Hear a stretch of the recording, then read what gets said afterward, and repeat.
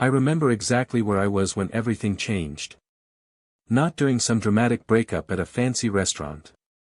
Not in a screaming match or a tearful goodbye. No, I was in the paint aisle at Home Depot. I was holding a can of satin finish antique white, imagining how it would look on the living room walls of the home we'd just applied for. Then my phone buzzed. 8 words. No warning. No emotion. No punctuation. Wedding's off. Expect a call from my lawyer. Just like that, the woman I thought I would spend my life with turned me into a legal transaction. But what she didn't know, was that I still had the power to walk away, and with just 3 clicks, I would change the story she thought she was writing. So here's what really happened. The house. The lies. The pregnancy. And how losing her gave me my life back. Let me take you back to the beginning. I didn't even move at first. I just stood there, halfway between the primer shelves and a stack of paint rollers, feeling like my ears had stopped working. My heart wasn't racing. I wasn't angry. I wasn't even sad. Not yet. Just, still. People walked past me.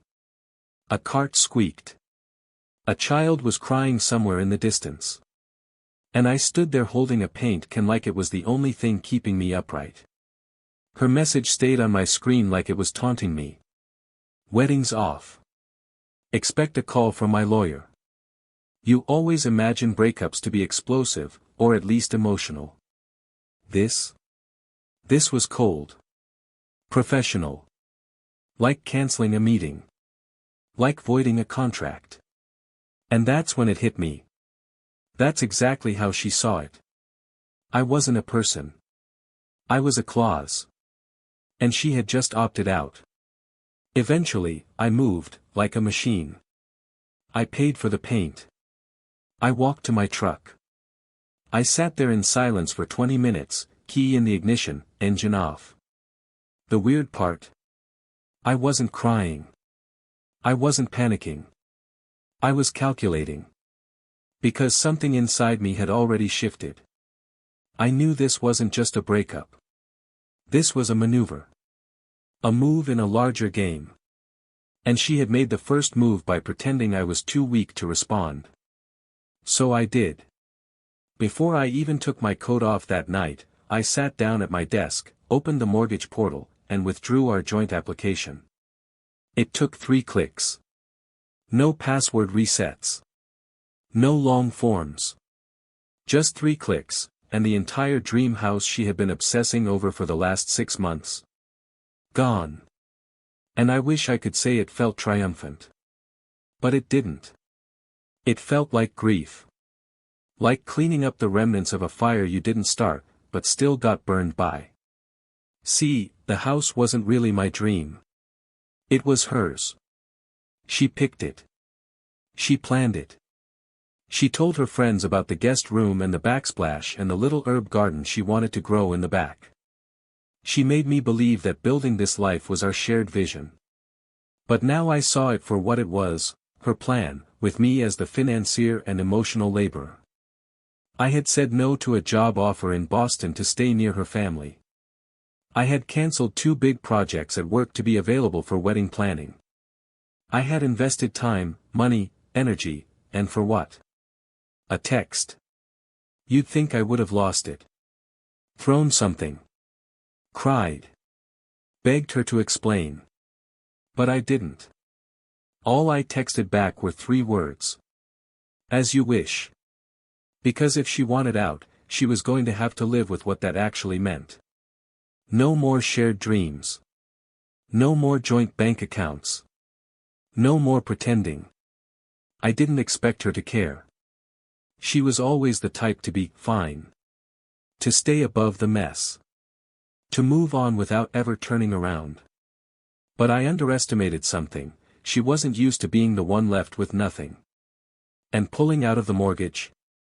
That wasn't me being petty. That was me reclaiming my dignity. I thought that would be the end of it. But it was only the beginning. Less than 48 hours later, while I was eating leftover lasagna in my pajamas, my phone buzzed again. This time it was a voicemail. Not from her. From a woman named Alicia Maddox, her lawyer. We urgently request a callback regarding your mortgage withdrawal. This may constitute financial interference or breach of agreement. That's when I laughed. They were scrambling. Scrambling over a move they never thought I'd have the clarity to make. And in that moment, I realized something. She thought she was in control. That I'd be paralyzed by heartbreak. That I'd sit in some room somewhere crying and wondering what I'd done wrong. But she was wrong. Because love doesn't mean silence. Love doesn't mean being blindsided and saying thank you. And sometimes, the strongest move isn't begging someone to come back. It's watching them walk away, and choosing not to follow. But the fallout? That came fast, and loud. And it wasn't just from her side. Turns out, when people lose control, they don't just spiral. They drag everyone down with them. The first call went to voicemail. I wasn't exactly in the mood to talk to anyone, let alone her legal representative. The message was polite on the surface, but I could hear the tightness underneath. Something like panic dressed up in legalese. We urgently request a callback regarding your mortgage withdrawal. This may constitute financial interference or breach of agreement. Funny. 2 days ago, I was just a guy with a paint can. Now I was apparently a threat to their master plan. I didn't call back. Not because I didn't know what to say, but because I knew silence was louder than any argument I could make. Within 12 hours, another voicemail came in. Then an email. Then another one, this time CCing me, Jenna, and the mortgage officer.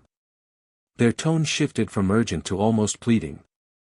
We understand emotions may be involved, but it's important to act in good faith, good faith. Was that what her 8-word text was? I didn't reply. Not yet. Instead, I did what Jenna never expected me to do, I waited. And in that silence, the cracks began to widen. Calls started coming from friends. Some just wanted to check in. Others weren't so subtle. Lauren, a mutual friend from her side, called me around noon on a Thursday. Hey, did you really pull out of the house deal? I answered simply, yep. Okay, well. Jenna's kind of freaking out. Kind of. She'd sent her lawyer after me within 48 hours. She already ordered furniture, Lauren said, her voice a little shaky. Told her parents the house was basically hers. She's blaming you. I almost said, not my problem. But I bit my tongue. Even now, I didn't want to look like the bitter ex. She said you're being vindictive, Lauren added, almost like she didn't believe it herself. That made me laugh out loud. Not because it was funny, but because it was so predictable. When someone who's always been in control suddenly loses grip, they don't self-reflect, they assign blame. But here's what no one else knew, what I hadn't told anyone, I'd started to feel something was wrong weeks before the text. Late night, work calls, that didn't make sense. Weekend plans she'd cancel last minute with vague excuses. A sudden shift in how she spoke to me, polite, detached, like I was already a guest in her life. I ignored it. Because when you're in love, you make excuses for people who wouldn't do the same for you. But now the evidence was stacking up. And more importantly, they were reacting like they'd been caught. The voicemails started to come more often.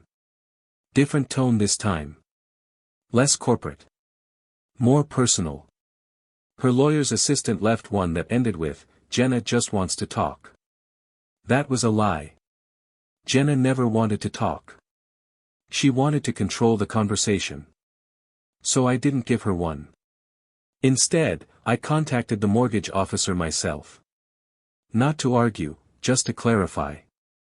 I told him I had removed myself from the deal and had no interest in reviving it. I sent him a screenshot of her original breakup message, cold, impersonal, and final. He understood. Even off the record, He admitted they'd already received multiple calls trying to get me back into the deal. I told him, too late. And that's when it became clear to me, Jenna hadn't just assumed she could leave me, she'd assumed she could keep the benefits. The house. The furniture. The social media cloud of finally closing on our dream home. She never planned for me to be part of the picture long term.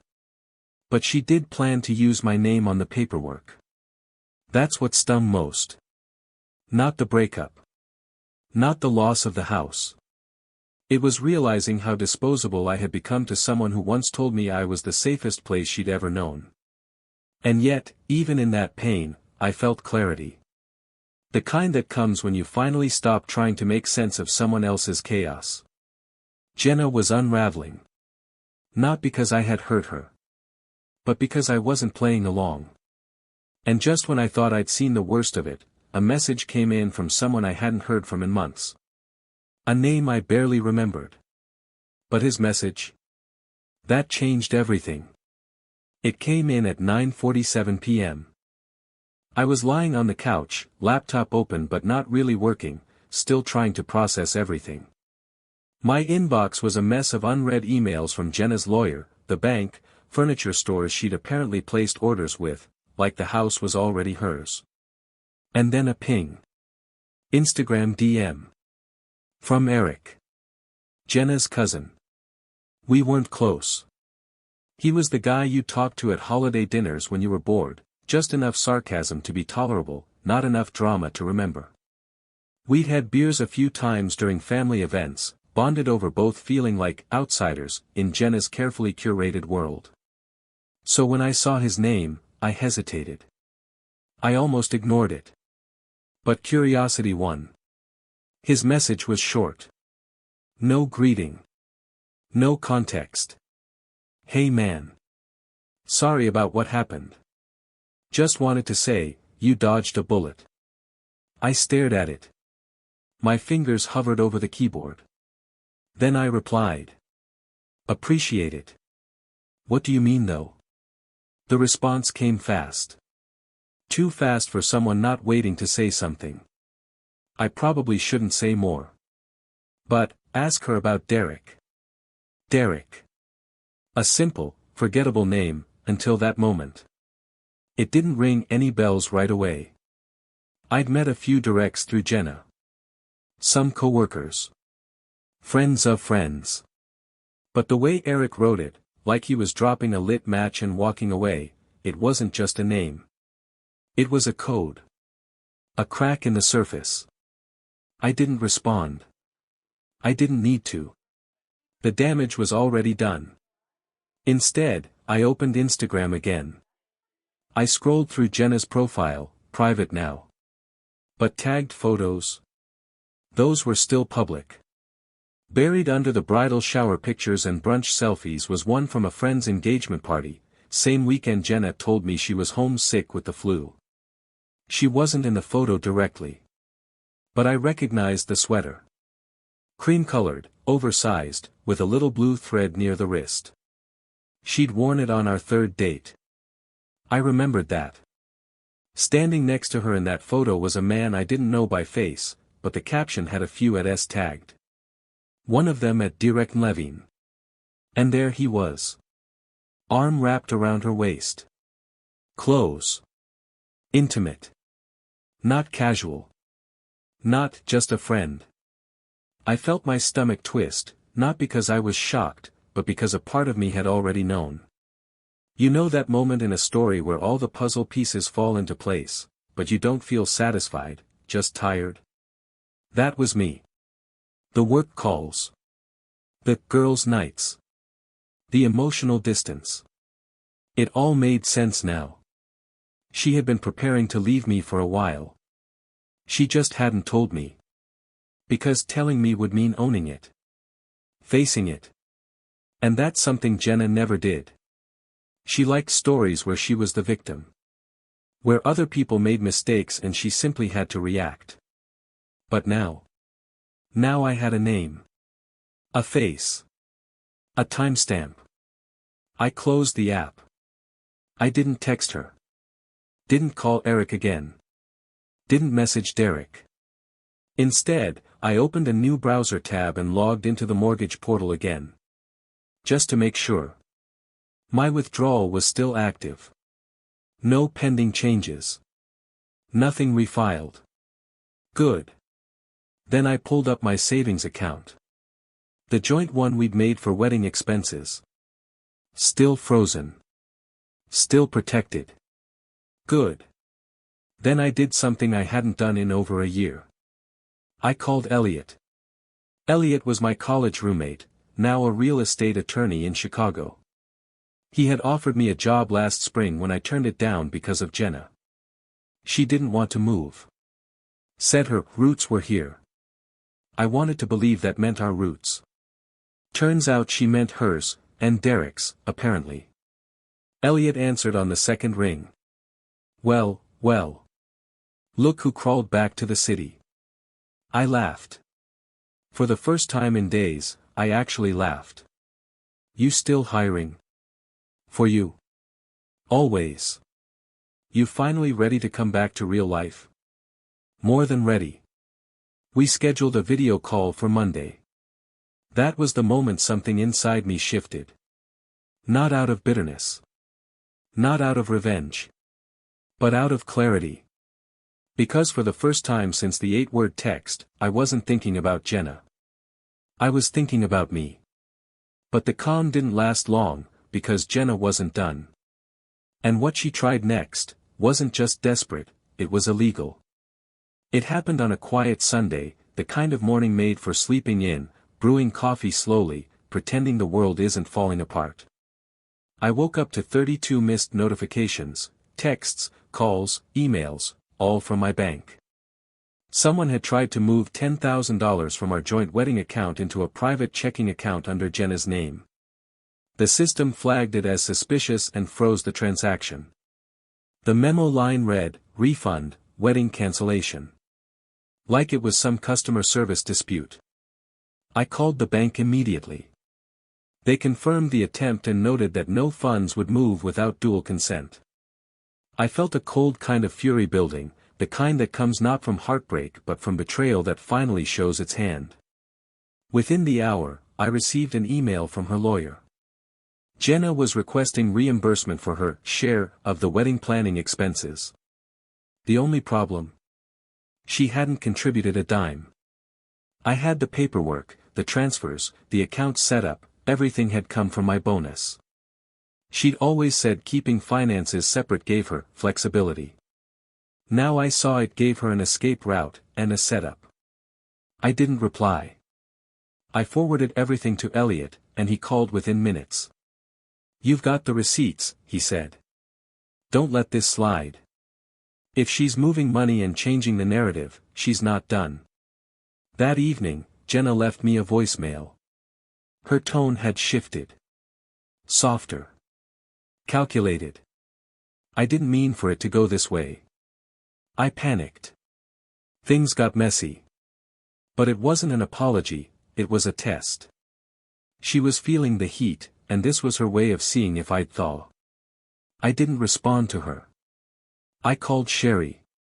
By the next morning, we'd filed a formal letter. No funds would move until she proved her contribution. Any attempt to access the money alone would be treated as theft. We sent the letter to her lawyer. The reply came 24 hours later, less aggressive this time. We'd prefer to resolve this quietly. That was when I knew they were rattled. Bullies always want to whisper when the spotlight turns on. But it wasn't just about money anymore. It was about the narrative. She wanted to spin a story where I abandoned her, where she had to pick up the pieces. But the receipt said otherwise. I wasn't angry, I was done. Done playing along. Done carrying the blame. I was building something else now, distance. And I was doing it with every document, every silence, every move she didn't see coming. I thought I had seen her final move. I thought the forged mortgage application, the frozen funds, and the carefully crafted voicemail were the end of it. But I was wrong. Because the last card she played wasn't financial, it was biological. And it arrived through someone else. Lauren called me again. Her voice was tight, careful, like she didn't even believe the words she was about to say. "I don't know if I should be the one telling you this," she began, "but Jenna, she's telling people she's pregnant. She says it's yours." I didn't speak. I didn't need to. My heart wasn't pounding. It was quiet.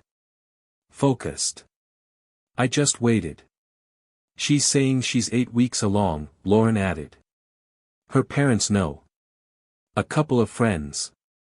But I don't know. Spencer's been at her place almost every night since the breakup. 8 weeks. I did the math immediately. 8 weeks ago, Jenna and I weren't speaking. She was on that pre-wedding detox she claimed was to reset her hormones before the honeymoon. We hadn't been intimate in over 9 weeks, maybe more.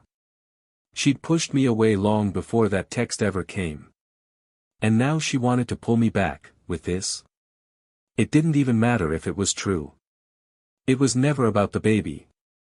It was about the leverage. About tethering me to her permanently, through sympathy, through pressure, through law. I could see the playbook before she even opened it. A pregnancy would change everything: financial responsibility, legal obligations, social perception. She didn't need me to believe it. She needed everyone else to. I didn't reach out to her. I didn't respond to the whispers. I called Sherry. Told her everything: the claim, the timeline, the inconsistencies, the very real possibility that I was being manipulated again. She didn't hesitate. "We file a denial of paternity," she said. "Immediately. No financial or emotional acknowledgement until a verified DNA test. We stay ahead of this." And so we did. That same day, Sherry submitted the paperwork. Formal language. Unshakable tone. The letter made it clear: I did not accept paternity. I would not contribute, support, or engage unless medical proof was provided. Any statements tying me to this child without confirmation would be considered defamatory. We even demanded her financial and medical disclosures, just in case she tried to pull anything else. I wasn't playing games anymore. I wasn't reacting. I was building walls with every form, every timestamp, every boundary she thought I wouldn't have the strength to draw. And sure enough, less than 48 hours later, she called me. Her voice cracked on the voicemail. "I didn't want to do this alone. I thought you'd at least care. I didn't expect things to get this far, but I didn't call her back. Not because I didn't care. But because I finally did, about myself. Because real love doesn't come through manipulation.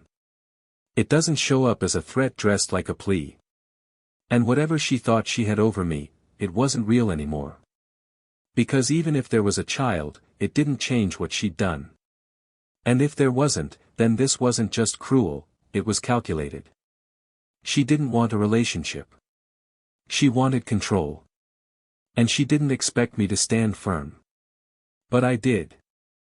I thought maybe, just maybe, after the pregnancy claim didn't land the way she hoped, she'd stop. That she'd feel the wall between us harden, that the silence would speak louder than any reply I could have given. But people like Jenna don't pause when caught. They double down. And what she did next? It crossed a line she couldn't step back from. It started quietly, like most things she did, through the bank. I got an email from our mortgage lender. At first, I assumed it was routine. A closure notice, a follow-up survey, maybe just a reminder of my withdrawal. But the subject line said otherwise: urgent, discrepancy in resubmission documentation. My stomach tightened. I opened the email. It was from the senior mortgage officer. Apparently, someone had submitted new documents to revive our loan application. And those documents? They were signed. By me. Only. I hadn't signed a thing. Attached to the message was a scanned PDF, an updated application, digitally timestamped, with a signature that looked almost perfect. Almost. But not to me. My real signature lifts slightly at the end. This one drooped, just a little. Just enough. I knew immediately, someone had forged my name. I didn't panic. I forwarded the entire thing to Sherry. 10 minutes later, she was on the phone. Her voice was sharper than I'd ever heard it. "This isn't civil anymore," she said. "This is criminal. This is forgery, and it involves a federally backed lender. That means we go to the DA." I sat there in my kitchen, holding my phone in one hand and a mug of cold coffee in the other, feeling everything slow down again. Like the first time. Like the paint aisle. Like the text. That same stillness. Only this time, I wasn't frozen. I was ready. Sherry contacted the mortgage company directly. They responded within the hour. Not only had Jenna, or someone acting for her, submitted the forged documents, but Amanda, her lawyer, had also referenced a newly signed agreement from Mr. Langston in her cover email. That was a mistake. A big one. Because now the forgery was traceable. And it implicated more than Jenna. The next step was obvious. We forwarded everything, PDFs, metadata logs, communication threads, to the district attorney's office. And less than 24 hours later, the bank filed a formal complaint. The investigation was open. That night, I got a voicemail. Not from Jenna. From Amanda. Her tone was different now. The crisp, polished edge of legal speak had been replaced with something softer. Slippery. "We believe there may have been a misunderstanding." Jenna acted emotionally. She believed she was protecting a shared vision. "Perhaps we can resolve this privately." There it was again. That word. Privately. Every time she lost ground, she wanted to dim the lights. She wanted me to look the other way, smile politely, and move on like nothing happened. But this time, she had forged my name. This time, she had tried to commit mortgage fraud. And there was no quiet fix for that. So I didn't respond. Sherry did. Her reply was short. Firm. "Your client attempted to submit falsified documents under my client's name. Any further attempt to contact him directly will be viewed as witness tampering. We are fully cooperating with the DA." That was the final email. Or so I thought. Because even as the investigation began to move, Jenna was unraveling in the only place she still had an audience, social media. And that unraveling. It wasn't subtle. Even as the legal process moved forward, Jenna didn't slow down. She simply shifted tactics. When control slips through the legal cracks, some people retreat. But Jenna? She went to where she still had power. Where she could still shape perception. She went online. At first, it was subtle. A black and white selfie. Puffy eyes, vague captions. Something about learning who really stands beside you when life gets dark. Then a longer post. A photo of an ultrasound, blurry, without dates, no clinic watermark. The caption read, "Sometimes the pain you hide is the pain you never deserved." I stared at it, not with anger, but with quiet disbelief. She was doubling down. But more than that, she was rewriting the script. In the story she was crafting now, she wasn't the one who had forged documents, attempted financial theft, and lied about paternity. She was the woman who had lost a child. The one who had been abandoned. The one quietly grieving while the man she loved moved on like it meant nothing. That was the character she needed to play next, because her past roles had failed. This one earned sympathy. Within hours, the comments flooded in. "You're so strong. He doesn't deserve you. Sending love and healing." And then came the DM screenshots she started sharing, selective ones, carefully cropped. Messages from friends telling her, "He was always cold," or "He never really showed up for you." The manipulation wasn't just active, it was rehearsed. But then, something shifted. She went too far. Because lies, when stretched too thin, always snap. It started with the dates. Jenna claimed the miscarriage happened shortly after the breakup, but she had also claimed to be 8 weeks pregnant just 1 week before. People noticed. Questions popped up in the comments. Wait, didn't you say it was 8 weeks along 2 days ago? Is this the same pregnancy? Then someone found a photo, an old one, from a party the same weekend Jenna claimed she was hospitalized. She was in it. Laughing. Holding a glass of wine. And the narrative began to crumble. Eric, her cousin, the same one who first warned me about Derek, posted a vague Instagram story. Just black text on a white background. Truth doesn't need filters. It just needs time. He didn't tag anyone. He didn't have to. Over the next few days, Jenna's posts began disappearing. Comments were turned off. Then limited. Then the whole profile vanished. She tried to control the story, but now, she couldn't even control the room. That was the moment I realized, she wasn't just spiraling privately anymore. She was unraveling publicly. And while I didn't feel victorious, because there's no joy in watching someone collapse under the weight of their own deceit, I did feel something else. Relief. Because I no longer needed to explain myself to anyone. The truth had finally begun speaking on its own. Just when I thought it was over, when the posts had vanished, the calls had stopped, and the silence finally felt like peace, I got one more call. And it wasn't from her. It was from her father. The name didn't register right away. It was just a number I didn't recognize. I almost let it ring out, like I had with every unknown call since this entire thing started. But something in me said, pick up. Hey, this is David. Jenna's dad. The voice that came through was nothing like I remembered. It was smaller. Slower. Like it had aged in just a few weeks. I hadn't spoken to him since our engagement dinner, when he stood up with a wine glass and told a room full of people I was the best thing that ever happened to his daughter. Now, he sounded like a man who'd seen something he couldn't unsee. He didn't waste time. I owe you an apology, he said. I didn't answer. I didn't know what to say. I just listened. I should have seen it, he continued. We all should have. The stories, the lies, the fake documents, hell, the pregnancy thing. She told us she lost the baby, but when we asked to see the report, she flipped. Screamed. Shut down. Locked herself in her room for 2 days. He exhaled like the words had been building for weeks. She's not well. And I don't say that to excuse what she did. I say it because I enabled it. I believed her too quickly.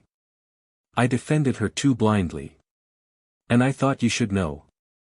His voice cracked, just slightly. We found out she'd been seeing that guy, Derek, months before the breakup. I asked her why. She didn't answer. Just kept crying.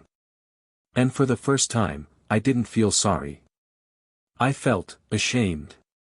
Ashamed for letting it go this far. There was a long pause. He let the silence sit. Then. I'm sorry. For not calling sooner. For not standing up when it mattered. For believing the wrong person. And you know what? I didn't feel vindicated. I didn't feel smug. I just felt still. The kind of stillness that comes after a storm you didn't ask for but somehow survived. Thank you, I said. And I meant it. Not because I needed closure. Not because I wanted anyone to validate my version of the story. But because for the first time in this entire mess, someone from her world had finally seen it. Not the performance. Not the curated grief. But the truth. That night, I gathered the last box of her things, a scarf, a coffee mug she made during a pottery class we took together, a photo of us standing in front of Lake Louise, and drove it to her parents' house. I didn't leave a note. I didn't knock. I just placed the box gently on the porch and walked away. And that was it. No finale. No fireworks. Just an ending that didn't need applause. It's been a year. 12 full months since the paint aisle. Since the 8-word text. Since the house that never became a home. And in that time, everything has changed, but not in the dramatic way people imagine. There was no viral post. No big announcement. No moment where I stood on a metaphorical mountaintop shouting, "I made it." There was just quiet. And slowly, that quiet became peace. I took the job in Chicago. Started remote, then moved a few months later. New city. New rhythm. No one here knew the story. And I didn't offer it. Not out of shame, but because I didn't need it anymore. I bought a small condo, modest, practical. But every inch of it was mine. The shelves I installed crooked. The paint I chose without asking anyone's opinion. Even the coffee machine I finally learned to clean properly. I started running again, not to train, not to prove anything, just to feel my breath. I took up woodworking. Built a desk with uneven legs. I messed it up 3 times. I kept it anyway. It reminded me that progress doesn't have to be perfect. I reached out to old friends. Not the kind who want details to gossip over, but the kind who just want to know if you're okay. Turns out, I was. More than okay. And Jenna?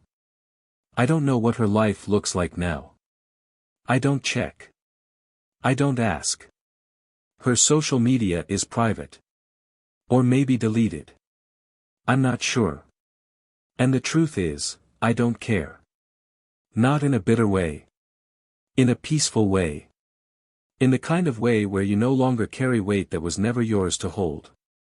I've learned a few things. That losing someone who never valued you isn't a tragedy, it's a release. That walking away isn't weakness, it's clarity. That saying no doesn't make you cold, it makes you whole. And that sometimes, the most powerful thing you can do, is nothing. No yelling. No chasing. No defending. Just letting it all fall. And choosing not to fall with it. People ask sometimes, do you regret it? Would you go back and do it all differently? My answer is always the same. No. Because I needed to lose what wasn't mine to find what always was, me. So if you're in that space, if you've been blindsided, discarded, pushed out of your own life, just know this, you're not broken. You're not too much. You're just standing in the middle of a story that isn't finished yet. And you get to write the rest. Quietly. Steadily.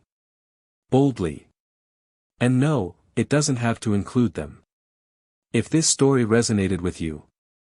If you've ever been blindsided, manipulated, or made to feel small for loving someone too much, know this, you're not alone. And your silence. Your stillness. It doesn't make you weak. It means you're choosing peace over chaos. If this made you feel seen, share your story in the comments. I read them. We all do. And if you're ready to rebuild, quietly, and on your own terms, hit subscribe. Because starting over isn't a sign of failure. It's proof that you're finally choosing you.